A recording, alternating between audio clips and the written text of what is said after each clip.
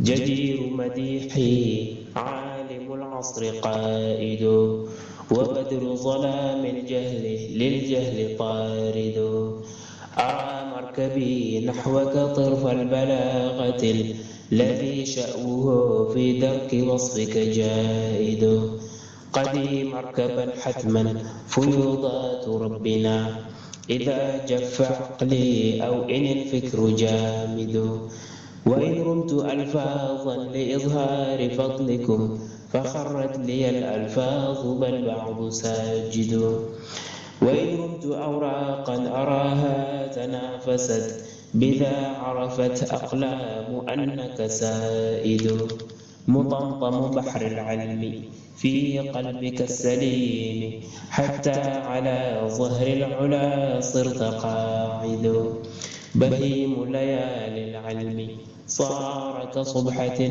لتبيانكم غرا وحتى الأساود فتاويك قار للمسائل مطفئ صلاء لها للجاهلين مرافد.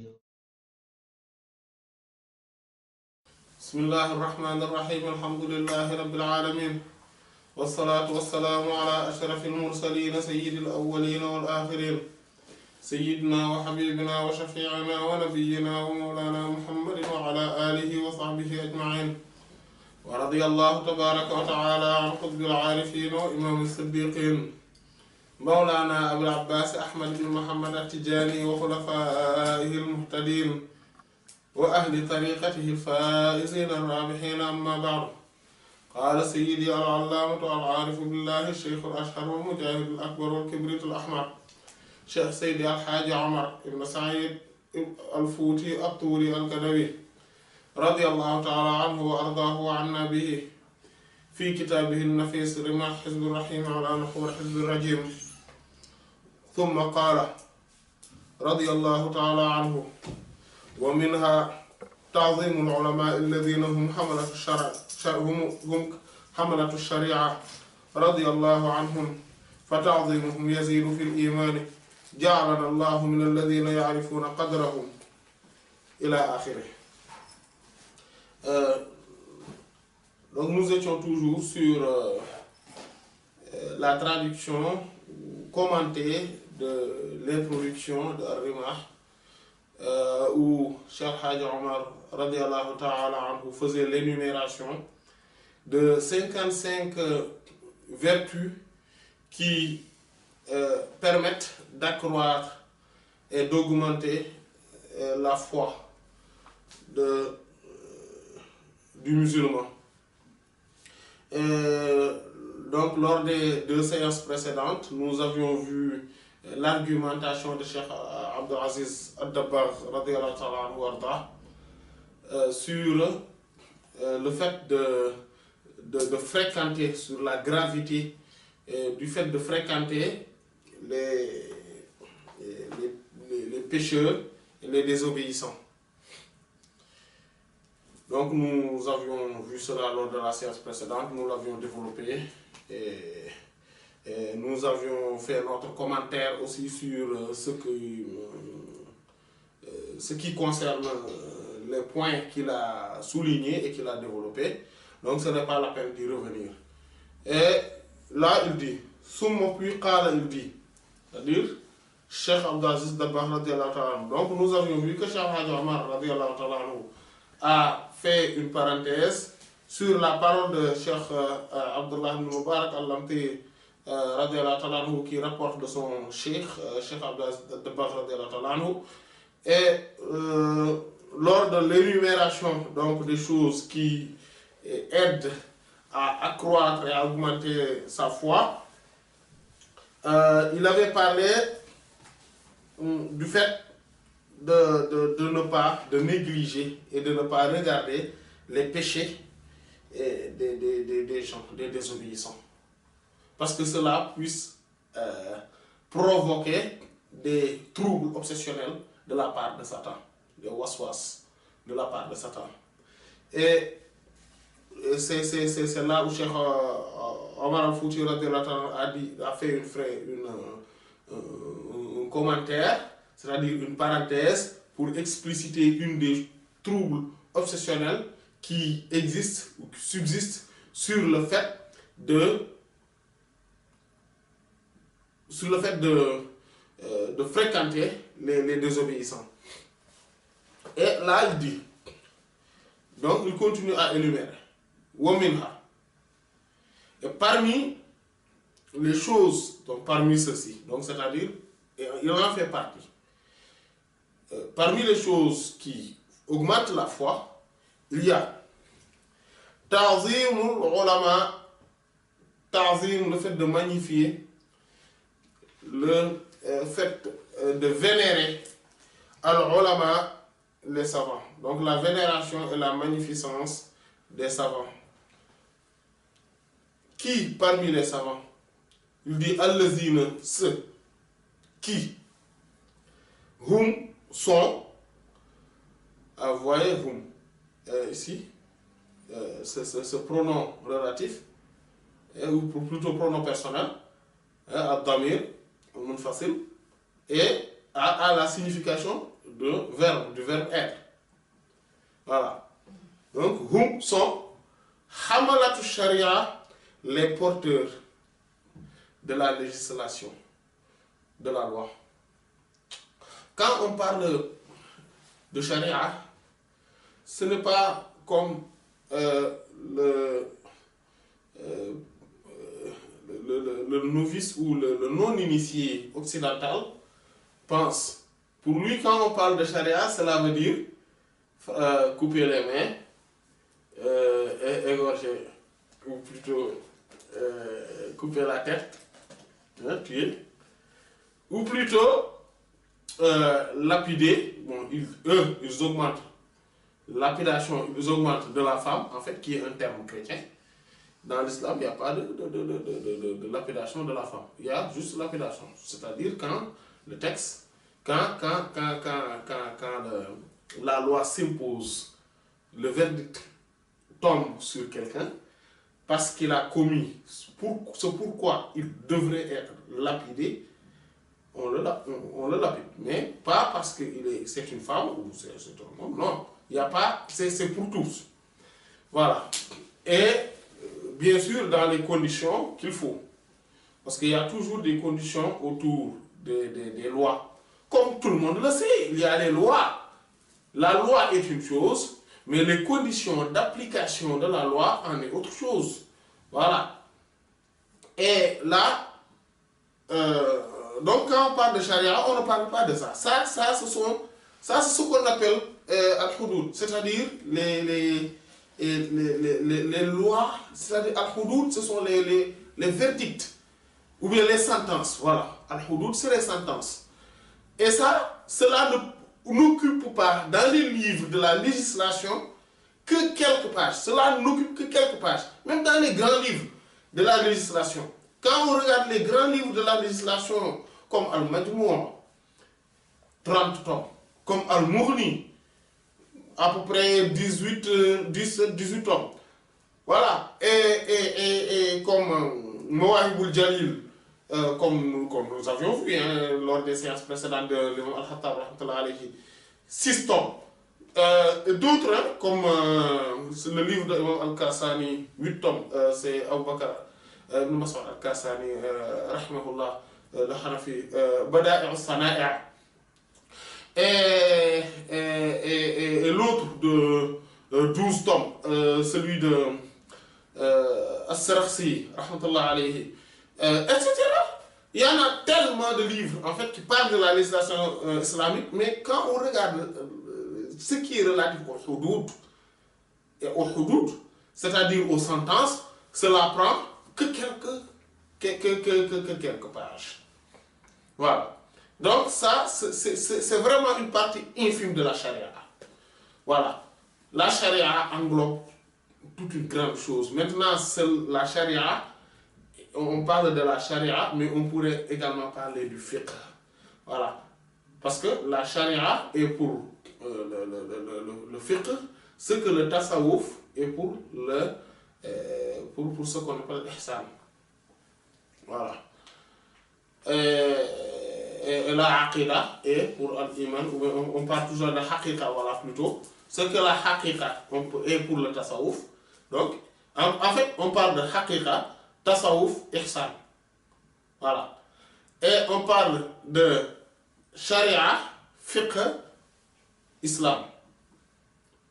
Voilà. Et la iman, on parle de aqidah et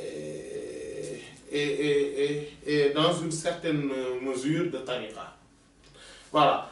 Donc, on peut pas parler de la charia en parlant juste d'une petite chose ou d'une partie.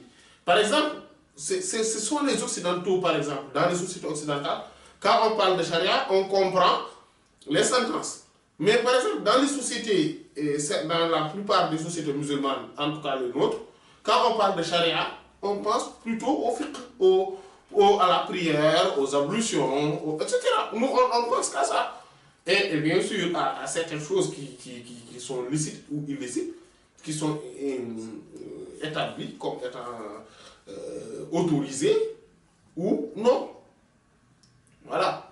Mais, donc, selon même les sociétés et la vision qu'ils ont de l'islam, on voit qu'est-ce qu'ils disent quand ils parlent de charia.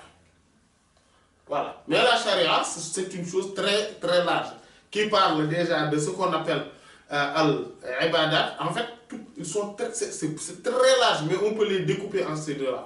On parle de al-ibadat, qui sont des actes cultuels, strictement cultuels, et ce qu'on appelle al-mu'amalat, ce sont des actes socio-culturels. Et ces actes socio-culturels, il y a dedans ce qu'on appelle... Il parle d'abord du commerce, selon les livres, hein, mais la plupart commencent par le commerce. Il y en a parmi les savants qui vont commencer cette partie par ce qu'on appelle la nikah, c'est-à-dire le code marital, c'est-à-dire la vie maritale ou bien le mariage tout simplement. Un nikah, après ils vont parler de talaq, du divorce, etc. Donc on voit bien qu'il parle de... Et on parle de tout. Voilà, de tout. Il n'y a aucune chose qui est laissée en marge de la charia. La charia nous a tout dit et puise essentiellement ces lois du Coran et de la Sunna du prophète sallallahu alayhi wa sallam. C'est pour cela que même ceux qui ont rédigé les hadiths l'ont souvent rédigé, même les gens, c'est-à-dire ceux qui ont rédigé le Sahih, ou bien al-Muwatta, le Sahih, les Sunan sont rédigés selon l'importance de la chose et dans la charia. Par exemple, vous voyez bien que l'imam Imam Malik rahimahullah a commencé par Kitab al-Wuqut Salat, donc le livre qui parle des horaires de la prière. Et après, il a parlé de la salat, Kitab Salat. Le plus, sauf la Kitab al-Tahara plutôt. Il a parlé de la Tahara. Mais si on regarde bien les autres, souvent ils commencent par la Tahara, c'est-à-dire la purification, donc qui englobe beaucoup de choses aussi. Les ablutions et tout ce qui tourne autour. Les ablutions sèches, ou al-ghusl d'abord, les grandes ablutions, le lavage rituel, et tout ce qui tourne autour, les ablutions sèches, etc. Et maintenant, après, ils vont parler de la janaba, en parlant des ablutions, des grandes ablutions. Ils vont parler aussi, et tout à fait après, et à la fin, ils parlent des menstrues, et tout ce qui tourne autour. Voilà, etc.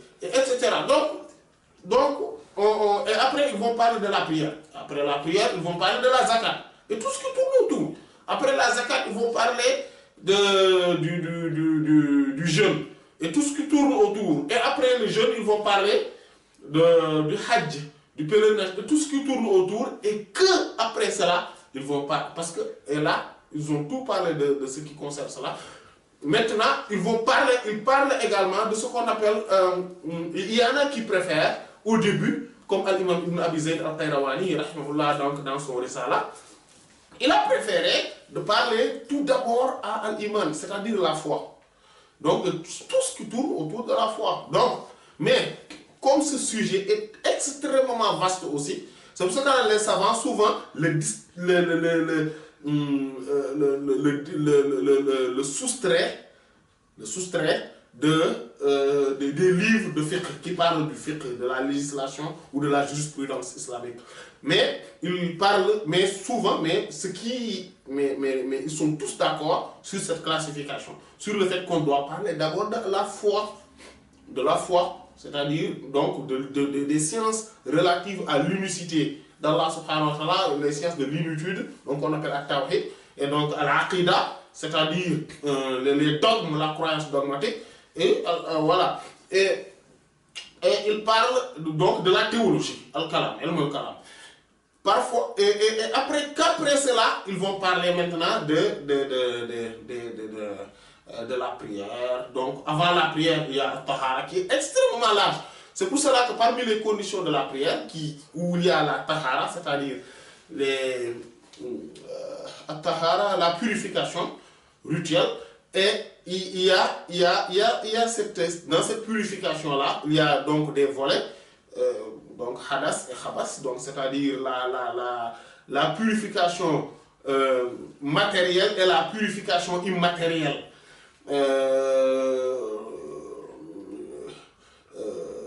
Fiqhement parlant, c'est-à-dire sur le plan de la législation, mais pas sur le plan spirituellement parlant, parce que quand on parle de matériel, il y a aussi d'autres volets spirituels, parce qu'il y a cette spiritualité, et cela est réservé à une autre science aussi qui est extrêmement large. C'est pour cela qu'il le dissocie. C'est ce qu'on appelle la science du ilm tasawwuf, donc la science, ce qu'on appelle le soufisme de la pureté, ou bien on l'appelle également ilm suluk, la science du cheminement spirituel, etc. Voilà. Donc, on voit bien qu'il y a tout qu'on appelle la charia. Parfois, on parle de la charia et on veut dire tout cet ensemble de choses que nous venons de dire. Et parfois, on parle de charia pour le dissocier avec la haqiqa et la tariqa. Et parfois, on parle donc, et dans cet ordre-là, comme ce que nous avions dit, la charia est donc associée au fiqh. Donc, le fiqh, c'est la science. Et donc, la charia, c'est la loi. Et le fiqh, c'est la science permettant de pouvoir appliquer la loi. Et l'islam, c'est-à-dire, donc, c'est ce dont il s'agit réellement, c'est-à-dire la soumission par les actes, etc. Donc, et quand on parle de tasawwuf, donc, on parle de la haqiqa, donc, c'est des réalités. Donc, des réalités et des vérités essentielles, seigneuriales. Et c'est de ça qu'il s'agit. Et quand on parle du dogme de la aqidah, voilà, donc on parle de l'iman également, la foi. Voilà. Donc si on regarde bien, la tariqa pourrait être aussi bien associée à la foi, comme aussi bien associée au soufisme plutôt. C'est-à-dire à l'application, c'est-à-dire au cas pratique de l'application du soufisme, la tariqa. Voilà. Donc, pour dire, maintenant on parle de charia souvent, et c'est global, On parle de toutes ces sciences en même temps et on parle de charia. Pourquoi? Parce que la charia, ça vient du verbe shara, c'est-à-dire légiférer, mettre quelqu'un sur une voie. Vous voyez, shira, c'est la voie. Donc c'est la voie où Allah subhanahu wa ta'ala nous demande de s'y mettre, de s'y poser pour accéder au salut. C'est la voie du salut. C'est ce qu'on appelle la charia. Donc la charia ne consiste pas aux sentences. Les sentences, ce qu'on appelle al-hudud, sont une partie minime de la charia. Mais quand on parle de fiqh, donc le fiqh est donc la science qui englobe les cas pratiques, c'est-à-dire ce que je dois pratiquer quotidiennement, mais aussi mensuellement et annuellement, ou même si cela concerne ce dont je dois faire une fois dans la vie. Par exemple, quelqu'un qui a choisi d'être monogame, par exemple, et se marier une seule fois dans sa vie, ce qui le concerne, c'est juste une chose qu'il doit connaître, qu'il doit le faire, en tout cas, pour que le mariage soit valide. Ou bien quelqu'un qui va à la Mecque pour faire son pèlerinage, son hajj, c'est un devoir pour lui, mais qu'une seule fois dans la vie, s'il en a les possibilités. Voilà.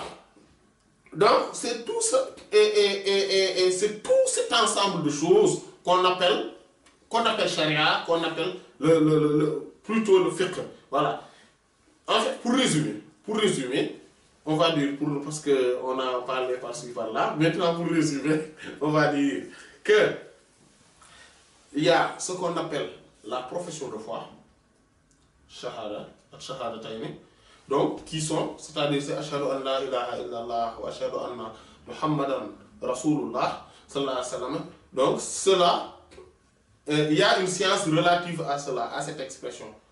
Et cette science, ce qu'on appelle, c'est-à-dire cette profession de foi, quand ceci est un dogme qui est dans le cœur, c'est ce qu'on appelle l'iman.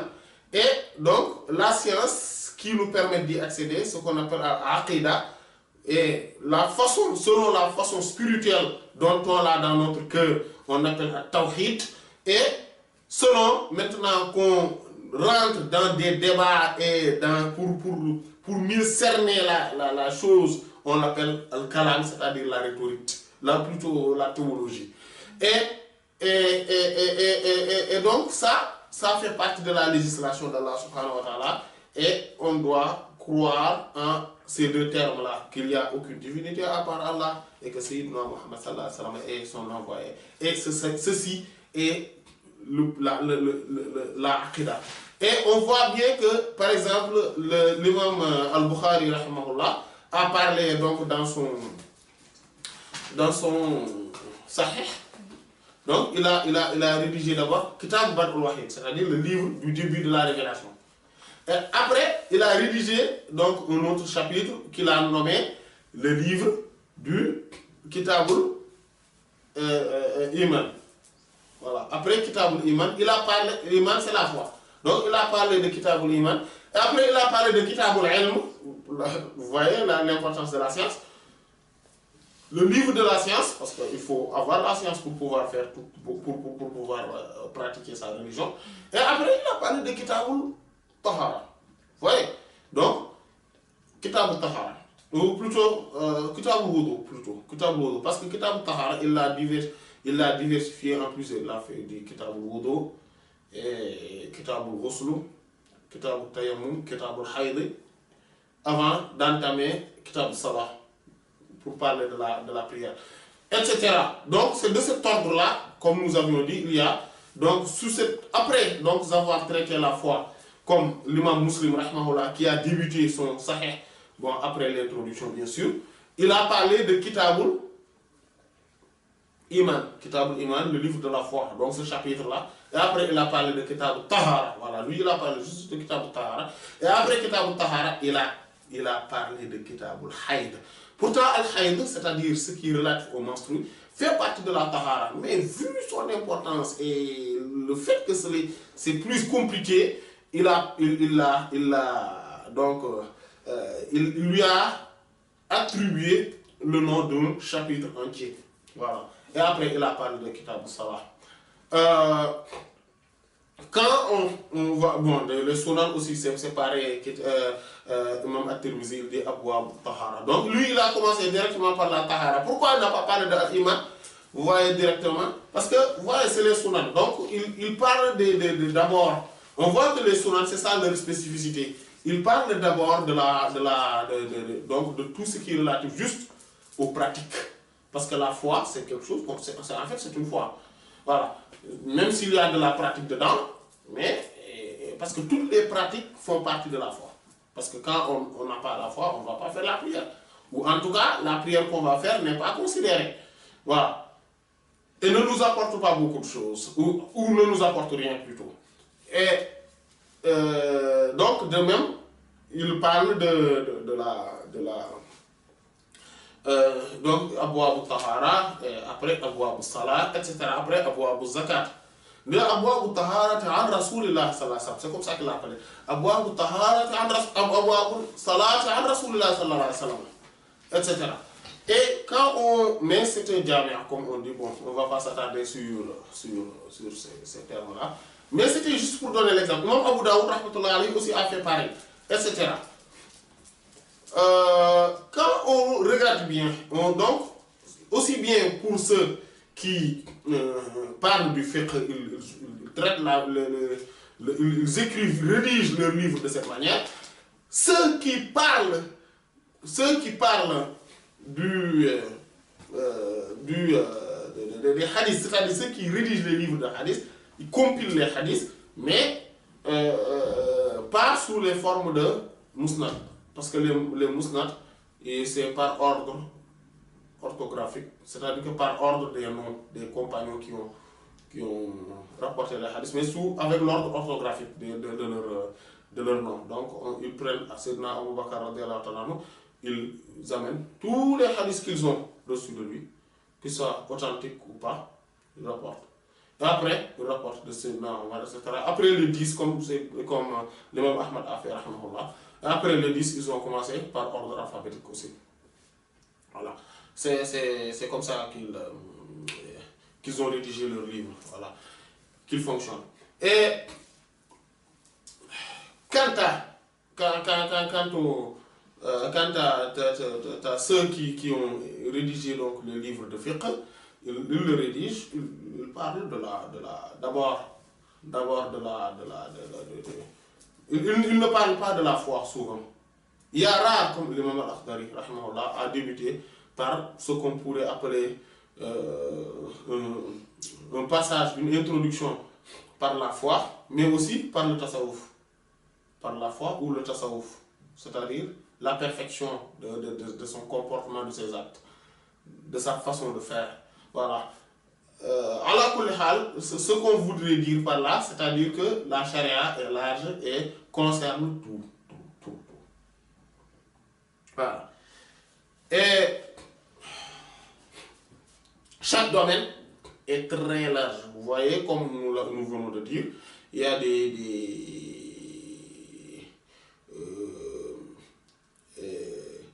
ceux qui ont rédigé les livres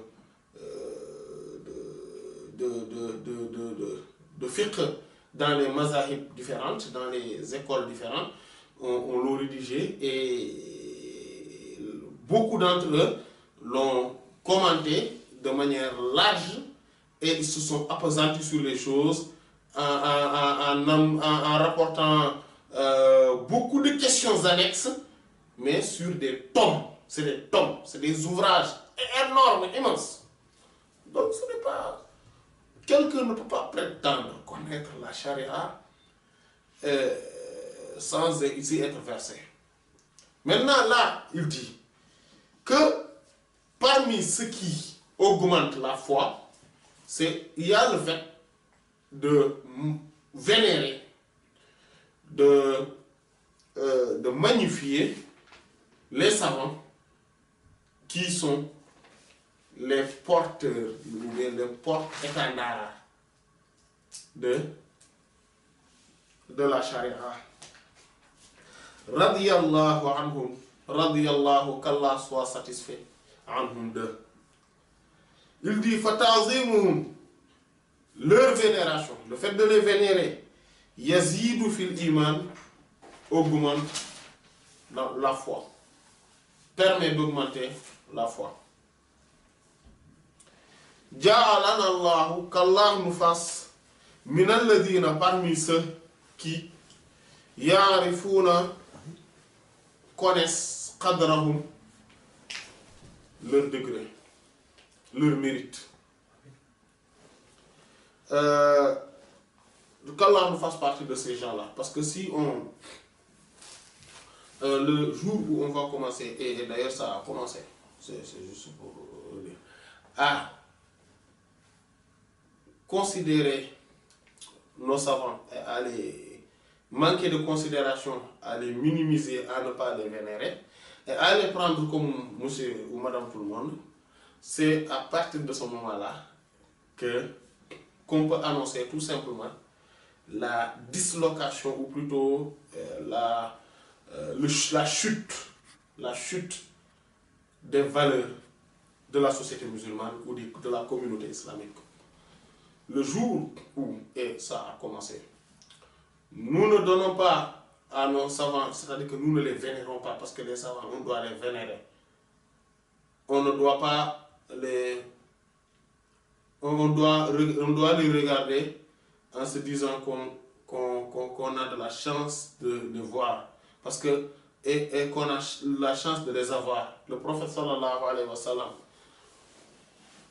nous a dit, comme nous l'avions vu dans plusieurs hadiths, dans les séances précédentes ou dans les séances d'Abdurratul Kharida, le prophète sallallahu alayhi wa sallam a dit Laysa minna man lam yubajjil, ou dans une autre version, yu'azzima kubara'ana ou kabirana, dans une autre version, ou dans une autre version, man lam yuwaqqir kabirana wa lam yarham saghirana. Celui qui ne vénère pas, ne donne pas une considération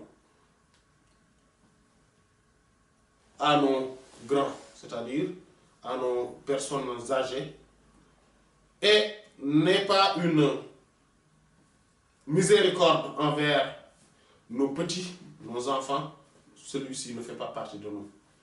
Et si on donne une considération, on l'a vu dans les sciences de remarque, si je ne me trompe pas, celui qui ne donne pas une considération, c'est-à-dire si le fait de ne pas considérer, de ne pas vénérer, de ne pas donner le respect, de ne pas respecter une personne juste par son âge, c'est-à-dire donc juste par son âge physique, parce que c'est la personne physique dont on donne l'importance.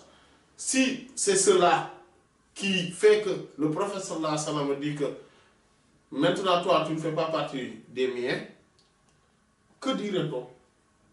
Qu'aurait-on pensé si il s'agit vraiment d'une personne âgée spirituellement?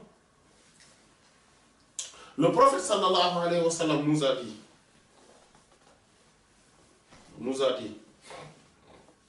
Man sana'a ilaykum ma'rufan fakafi'uhu fa in lam tastati'u fad'u lahu.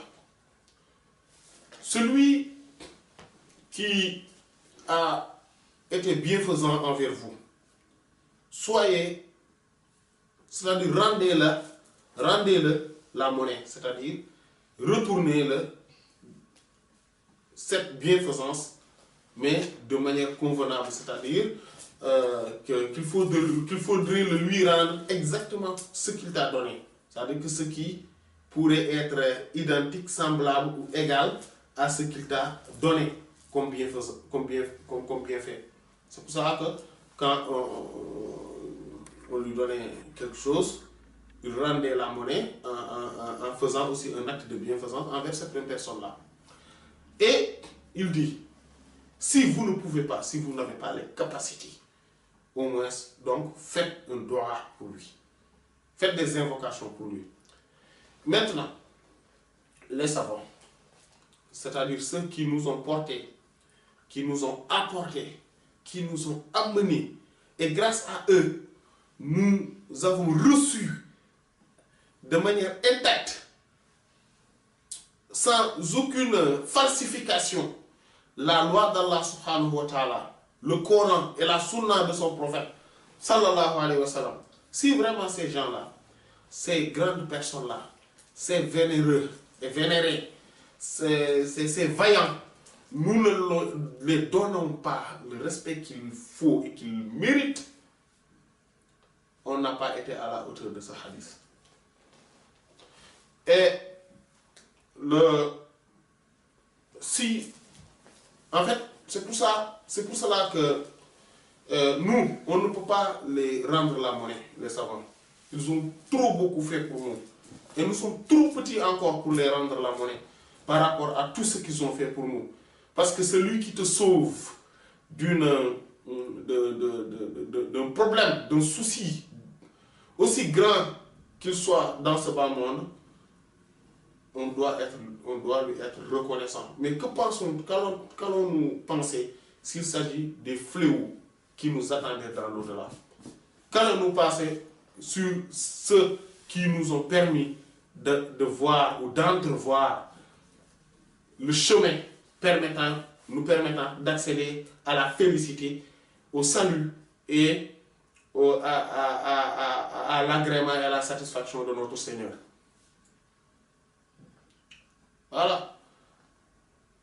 Et cela passe inéluctablement par la science. Par la science.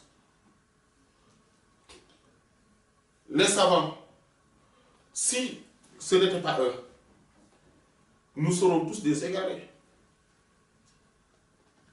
Voyez-vous dans le monde où nous vivons, même si on ne parle pas d'aujourd'hui, je ne parle même pas d'aujourd'hui, mais de tous les temps, il y a eu des fitnas, il y a eu des problèmes, il y a eu des soucis, il y a eu des troubles, il y a eu des séismes spirituels, moraux, etc. Et à chaque fois, les savants ont toujours su comment il faut faire et comment se tenir, et là où il faut mettre le pied. Et ils ont été résistants spirituellement, moralement, éthiquement, et ils nous ont montré la voie et ils nous ont transmis, malgré cela, malgré les conditions, malgré les difficultés, ils nous ont transmis le legs, l'héritage prophétique. Sallallahu alayhi wa sallam. Ils nous l'ont transmis. Quelles que soient les localités et les époques.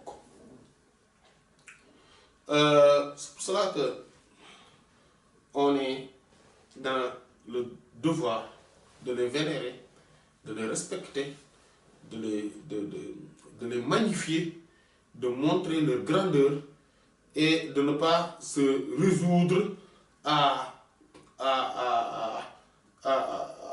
juste une pensée. Non, quand on parle d'eux, on doit parler d'eux comme si on parlait.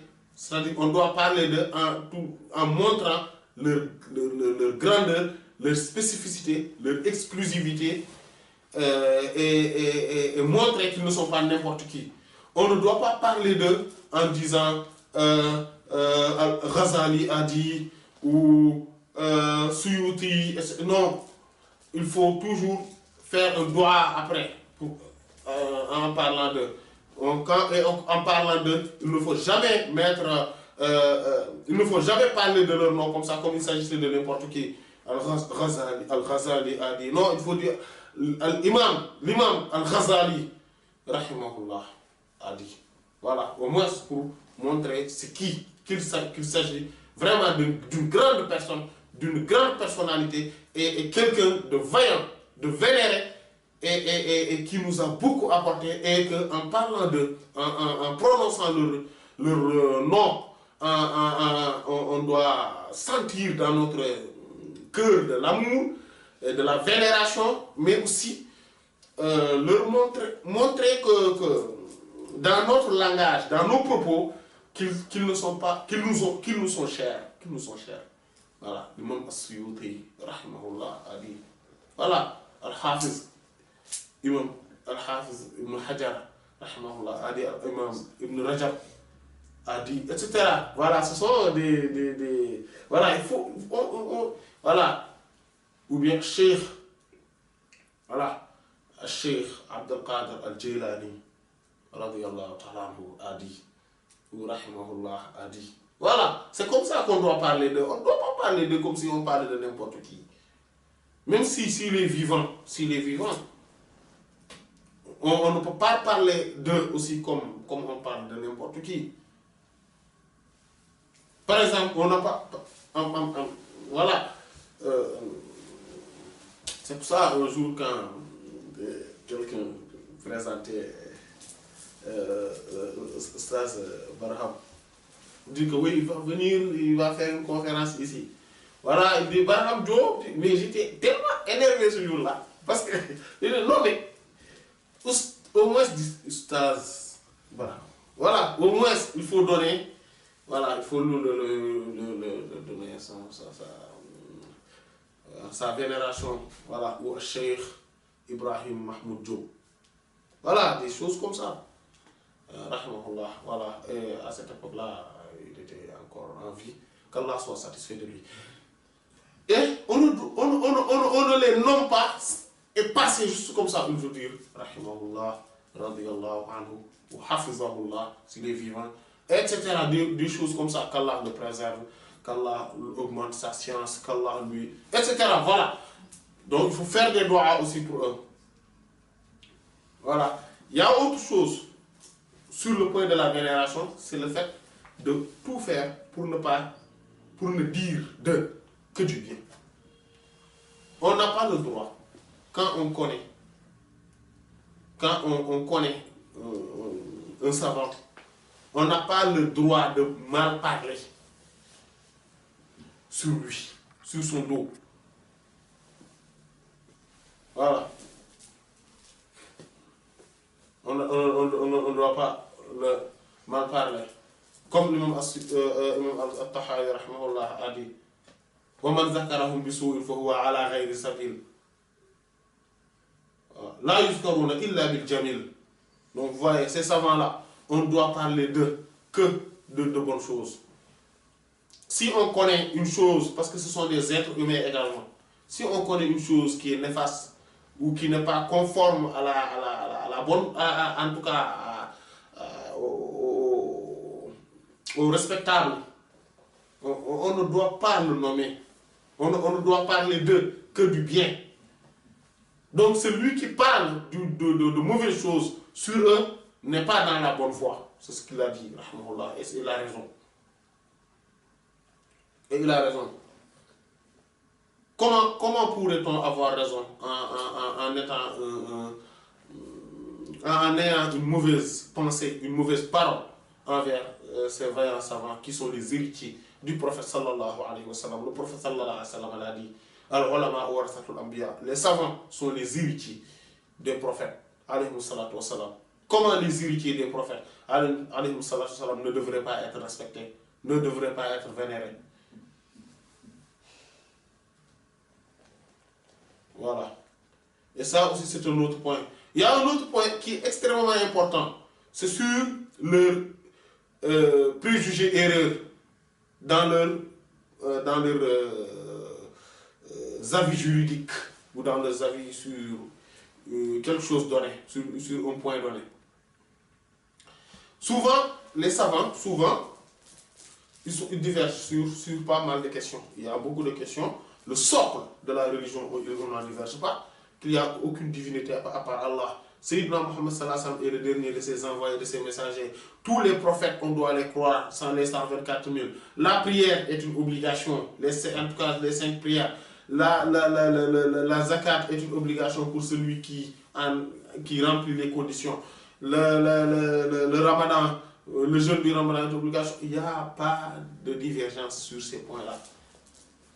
La prière est une obligation, il n'y a pas de divergence sur ces prières, sur cela. Réciter la Fatiha pendant la prière, là il y a une divergence, si c'est obligatoire ou pas. Mais on ne peut pas venir. Voilà, on ne peut pas, c'est ce que je disais lors de la dernière séance de Boulough al-Maram. On ne peut pas, on ne peut pas se permettre, de juger les savants et de faire à leur encontre un procès d'intention. C'est anormal, c'est impossible. Voilà, en tout cas juridiquement par là, spirituellement par là, c'est un poison. C'est un poison mortel. C'est pour ça qu'ils disent que le khawmul ulama masmoum, la chair des savants est empoisonnée. Donc c'est important.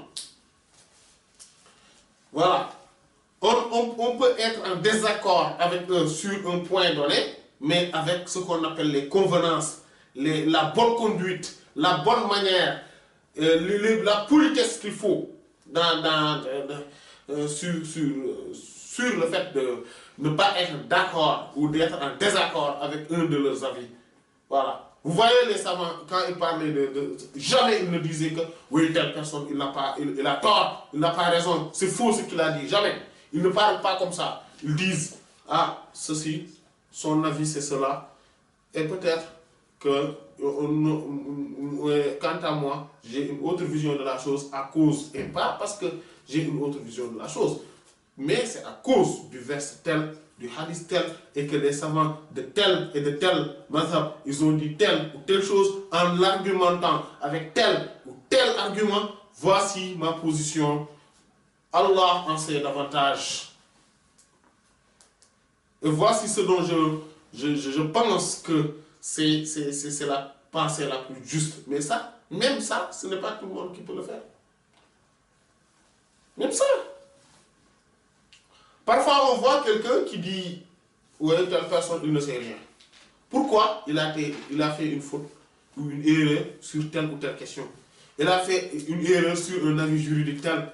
Cela montre qu'il ne sait rien du tout. Mais, or, parfois, et pour la plupart du temps, si on vérifie la question, le sujet en question, on voit qu'il y a une divergence entre les savants, les premiers et les derniers savants sur cette question-là. Et tous ces savants ne sont pas d'accord sur le même avis. Toi et ton cheikh, ton maître, ton professeur a un avis et il t'a convaincu là-dessus, retiens-le. Mais ce n'est pas un prétexte pour critiquer un autre savant. Parce que lui aussi, il a un autre avis. Alors que lui, c'est un savant, alors que toi, non. Donc, il faudrait avoir un respect, un minimum de décence et de ne pas... de fair play et de ne pas être arrogant. Il faut pas être arrogant envers les savants. Envers tout le monde, d'ailleurs, mais surtout envers les savants. Voilà. On n'a pas le droit. Les savants, on doit les vénérer, on leur montrer notre amour pour tout ce qu'ils ont fait pour nous. Et pour la plupart du temps, sans demander aucun retour, sans demander aucune contrepartie. Donc, nous, on doit... Ils ont tout fait pour nous. Là, on parle aussi bien des vivants que des morts. Ils ont tout fait pour nous. Et leur récompense, leur rétribution ne devrait pas être nos critiques, nos mauvaises pensées, notre mauvaise opinion, etc. Et souvent, quand on regarde les savants, dans leur biographie, on voit qu'ils sont des gens qui sont humbles, modestes, qui ont le cœur pur et qui sont de bonne moralité, avec une éthique irréprochable, ou presque. Voilà. On voit qu'ils sont voilà. Et à cause de cela, ils ne sont pas savants parce que juste ils ont appris beaucoup de choses. C'est pas ça qui a fait les savants. La science ne s'acquiert pas comme ça. La science est une lumière. Comme l'imam al-Shafi'i radiyallahu ta'ala anhu l'a dit dans ses fameux vers. وأرشدني إلى ترك شكوت إلى وكيع سوء حفظي وأرشدني إلى ترك المعاصي وقال لي بأن العلم voilà c'est ça ce dont je voulais dire وقال لي بأن العلم نور ونور الله لا يعطاه عاصي. Il m'a dit que la science est une lumière et que la lumière d'Allah subhanahu wa ta'ala, Allah ne le donne pas à un désobéissant. Et ça, c'est une réalité. Quand on voit une personne, Allah subhanahu wa ta'ala a déversé sur lui les flux de la science, c'est parce qu'il a un cœur pur. Sans cela, la science ne résiderait pas dans son cœur. La science, c'est une lumière, c'est la lumière d'Allah subhanahu wa ta'ala. Et c'est cette lumière-là qu'il a fait hériter aux savants. C'est pour cela qu'ils sont les héritiers des prophètes alayhi salatu wa salam. Donc on doit les respecter, on doit les vénérer, on ne doit pas les minimiser. Celui qui minimise un savant, c'est parce qu'il a minimisé ce qu'il a porté derrière tout cela, c'est-à-dire la religion d'Allah subhanahu wa ta'ala. C'est parce que le savant est le porte-étendard et celui qui a porté le drapeau de la religion. C'est lui qui...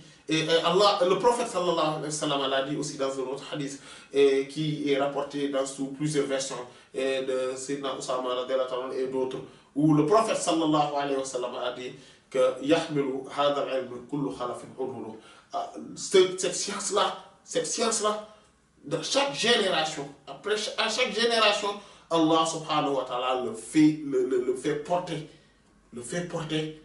ceux qui sont les justes. C'est pour cela l'imam Al-Hafiz Ibn Abd al-Barr rahimahullah disait que quiconque on voit un savant, le savant est préjugé juste, équitable. Le savant est préjugé juste et équitable. Et en dehors de tout cela, Allah subhanahu wa ta'ala a dit que seuls les savants sont véritablement ceux qui le craignent réellement. Innama yakhsha Allah min ibadihi al-ulama. Donc en fait, seuls les savants sont véritablement ceux qui craignent Allah subhanahu wa ta'ala comme il se doit. Et donc, Allah subhanahu wa ta'ala a utilisé le même terme, c'est-à-dire al-khashya, cette crainte véritable, cette révérence envers Allah subhanahu wa ta'ala véritable, et il l'a utilisé en disant que seuls ceux-ci vont accéder ou bien ceux-ci vont accéder à l'agrément et à la satisfaction divine en disant radiyallahu anhum wa radu anhu dhalika liman khashiya rabbah. Donc Allah est satisfait d'eux et eux aussi ils sont satisfaits de lui, et il dit que et ceci est réservé à celui qui a cette révérence et cette crainte véritable envers son Seigneur.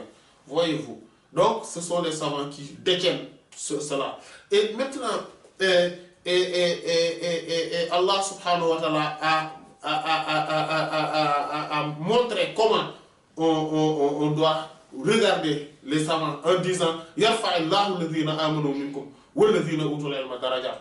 Allah subhanahu wa ta'ala soulève, élève ceux qui ont eu la foi parmi vous et ceux qui ont reçu la science. Il les élèvera en degrés. Et c'est-à-dire que ceux qui sont plus à même d'être élevés dans les degrés les plus élevés, ce sont ceux qui ont eu la foi et ils ont acquis la science. Et à travers donc cela, cette lumière qui est en eux. Parce que le simple fait d'être savant, d'avoir cette science, ce simple fait élève la personne, même s'il n'en fait rien. C'est pour cela que le prophète sallallahu alayhi wa sallam a dit, dans le hadith qui est rapporté par Sayyidina Abdullah ibn Abbas, radiyallahu ta'ala anhuma, qui est dans le sunan de l'imam at-Tirmidhi, rahimahullah, le prophète sallallahu alayhi wa sallam a dit, ma ubidallahu afdalu min al-fiqh fi ad-din, wa la faqihun wahidun ashaddu ala ash-shaytan min alfi abid.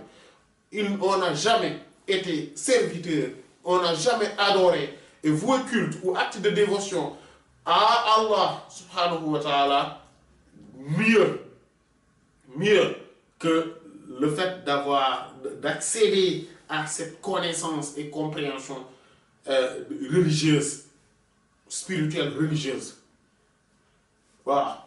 Il dit, et qu'un seul savant, faqihun wahid, un seul savant est encore mieux que, et encore plus dur sur Satan que 1000 adorateurs. 1000 personnes qui sont là en train de faire des prières. Un seul savant est plus solide, et plus dur, et plus redoutable pour Satan, envers Satan. Donc, voyez-vous.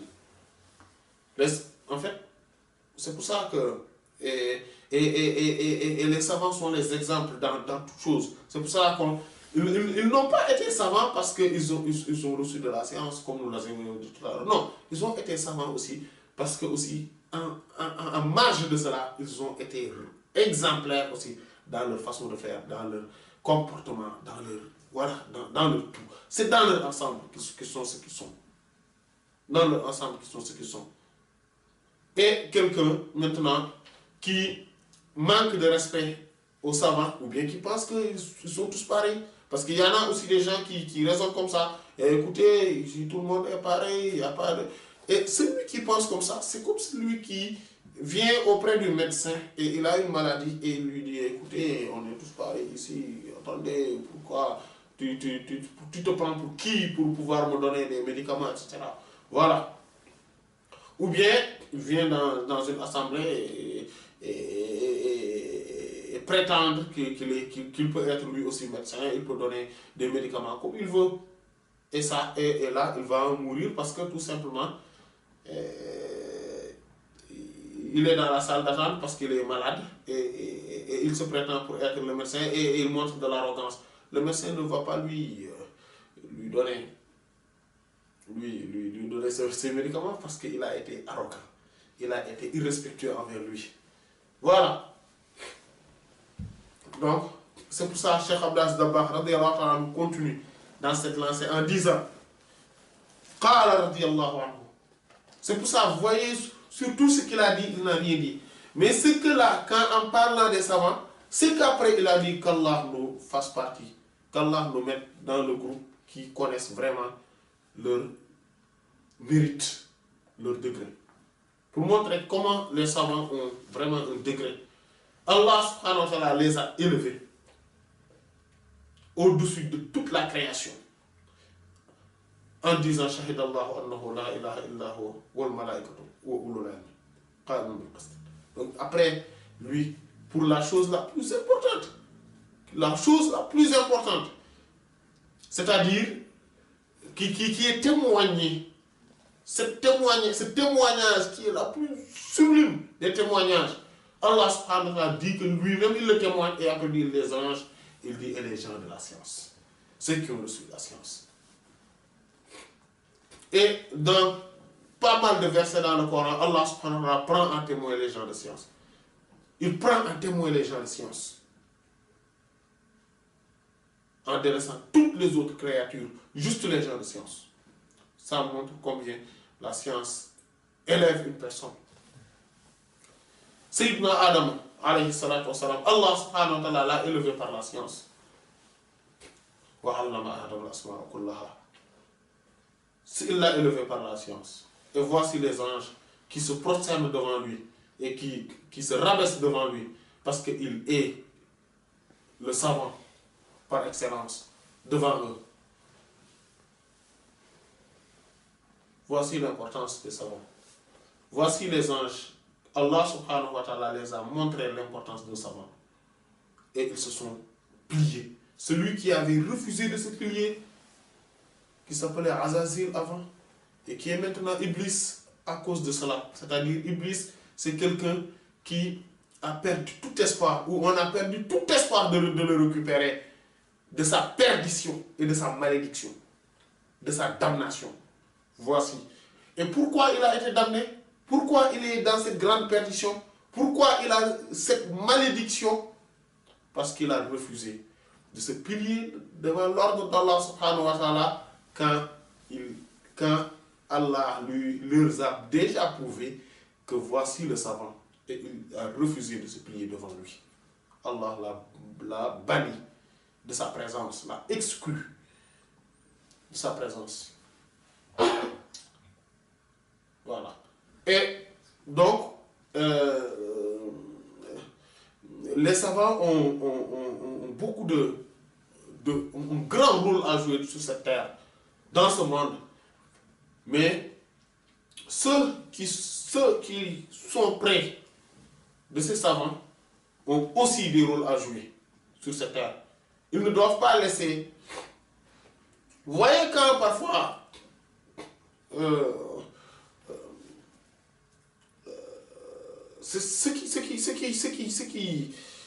parce que comme le savant a un grand rôle à jouer, il faudrait aussi des gens qui l'aident, qui l'assistent, qui le permettent de jouer ce rôle-là.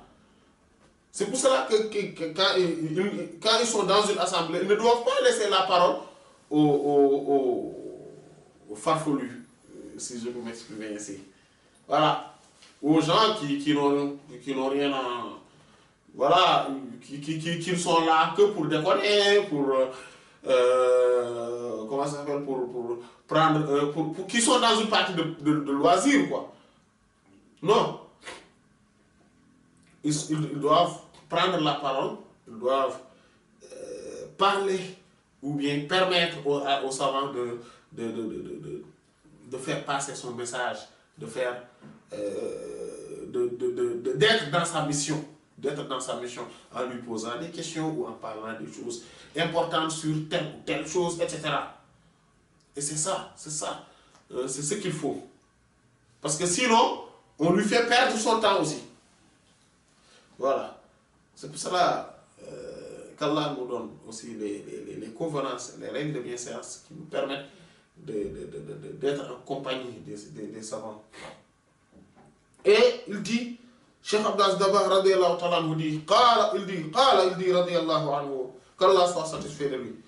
Walaw alima, Et s'ils savaient al-amma, le commun, qadr al-ulama, le degré des savants, leur importance, inda Allah, auprès d'Allah, azza wa jalla,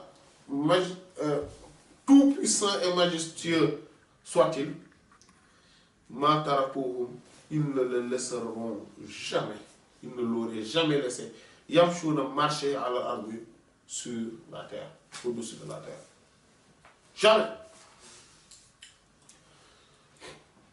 Et ça, si le commun savait et connaissait l'importance, la grandeur, le degré des savants auprès d'Allah subhanahu wa ta'ala, il ne les aurait jamais laissés marcher sur terre. Jamais.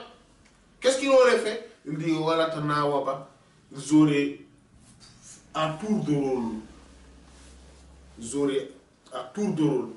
ahlu kulli hawmatin, les gens de chaque quartier, de chaque partie de la ville, de chaque cité,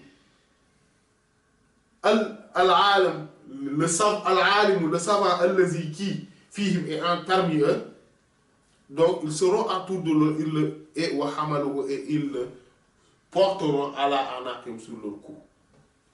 Donc chaque jour, on dit que bon, ici là, donc ce quartier-là, il y a un savant tel qui est là. Et donc, chaque jour, ils vont faire une liste. Une liste. Voilà. Ils vont faire une liste. Ils vont dire, voilà, bon, aujourd'hui, c'est telle personne qui va, donc de 8h à 8h15, c'est telle personne qui va le porter pour ses, voilà, sur son dos. De 8h15 à 8h30, il y a une autre personne, etc. Jusqu'à la fin de la journée, ils vont se mettre à sa disposition pour pouvoir le porter sur leur cou, voilà. Mais ils ne leur auront jamais laissé marcher. Ça dit que si les gens connaissaient l'importance de ça, leur degré auprès d'Allah subhanahu wa ta'ala, qu'Allah nous fasse partie parmi ceux qui connaissent leur intaha, donc c'est là où ça s'arrête. Et c'est là où ça s'arrête. Donc qu'Allah subhanahu wa ta'ala nous fasse partie de ceux qui prennent conscience de l'importance des savants et leur rôle sur cette terre. Parce que Allah subhanahu wa ta'ala ne nous a pas amené des anges pour qu'ils préservent la religion. Allah subhanahu wa ta'ala préserve sa religion à travers des personnes. Et ces personnes-là, ce sont les savants. Parce que c'est à partir de leur science que la religion est préservée. Et à partir de leurs attitudes, de leurs bonnes manières, de leur résistance et de leur ascétisme aussi. Parce que ils ont délaissé tout pour Allah, pour être au service d'Allah, subhanahu wa ta'ala, pour être au service de sa religion. Voilà. Et ils ont beaucoup d'efforts. Maintenant, cela ne veut pas dire qu'ils ne vont pas être riches ou quoi que ce soit parmi eux. Voilà. Parce qu'en fait, Allah subhanahu wa ta'ala aussi les vient en aide, les soutient donc, lors de leur séjour terrestre. Voilà. Ils les soutiennent, ils les assistent, etc. Mais eux, dans leur fonctionnement, dans leur manière de pratiquer les choses, ils ont un engagement exceptionnel sur, voilà, pour faire triompher la parole d'Allah subhanahu wa ta'ala et par la science. C'est eux qui défendent Allah subhanahu wa ta'ala et sa religion contre tous ceux qui y amènent une mauvaise interprétation ou qui y amènent quelque chose qui n'est pas de la religion, une innovation, etc. Et ceux qui veulent détruire la religion également par leurs argumentations, par leurs propos, voilà, et par des arguments futiles, c'est eux qui montrent le caractère caduc et nul de ces arguments. etc. Donc ils sont toujours là.